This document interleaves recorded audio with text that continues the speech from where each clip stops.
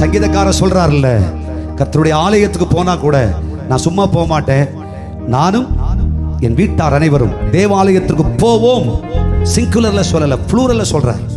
போவோம், வாருங்கள், போவோம், சேர்ந்து போவோம். ஆமென். பைபிள் எடுத்துக்கிட்டு, பாட்டு புத்தகம் எடுத்துக்கிட்டு, கர்த்தருடைய சமூகத்தில் கம்பீரமா குடும்பமா போவோம்.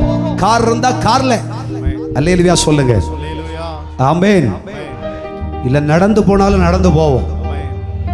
Praise God. அன்றைக்கு 12 பிள்ளைகள் 18 பிள்ளைகள் பிறந்தார்கள் ஒரு குடும்பத்தில். ஆமாதானா? அண்ணனுக்கு தெரியும் இல்ல, பிறந்தார்கள் இல்லையா? அந்த 18 பிள்ளைகளையும் கூட்டிக்கிட்டு அப்பா அம்மா பின்னாடி நடக்க, எல்லாம் அப்படியே மந்தையா நடந்துக்கிட்டு, போங்கடா போங்கடா தேவாலயத்துக்கு போங்கடா, போங்கடா கோயிலுக்கு போங்கடா அப்படின்னு கொண்டு போய் அல்லேலூயா சொல்லுங்க. ஆமென்.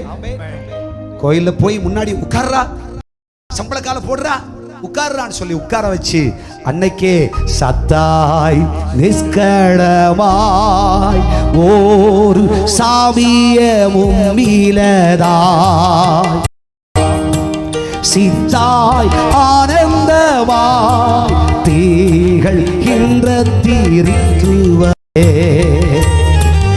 எத்தால் நாடடியே எத்தால் நாடடியே அப்படின்ட்டு பாட்டை பாட வச்சு கையை தட்ட வச்சு ஆமென் சொல்லுங்க. 18 பிள்ளைகள், ஒவ்வொருத்தனுக்கும் ஒவ்வொரு கலர் துணி எடுக்கிறதுக்கு வாய்ப்பு இல்லை, ஒரே கலர் துணி தான். 18 பேர் யார் எங்க இருக்கான்னு தெரியாது. அல்லேலூயா சொல்லுங்க. பாடாட்டி மண்டையில ஒரு கொட்டை போட்டு பாடுறான்னு சொல்லி, வசனம் படிக்காடி வசனம் படிடான்னு சொல்லி படிக்க வச்சு தேவாலயத்தின் அருமையை கற்றுக் கொடுத்தார்கள். குடும்பம் குடும்பம் குடும்பமாய்.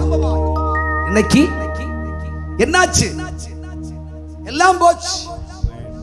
ஆமென். ஹல்லேலூயா. என்னாச்சு? அந்த அருமை எல்லாம் போச்சு. ஆண்டவர் சொல்றார், மீண்டும் நீங்கள் கர்த்தரை சேவிப்பீர்களா? குடும்பமாய் கர்த்தரை சேவிப்பீர்களா? குடும்பமா சேவிப்பீர்களா? கர்த்தர் உங்களுக்கு சுதந்திரமாய் இருப்பார், சுதந்திரமாய் இருப்பார். அவருக்குரியதெல்லாம் உங்களுக்கு உரியது.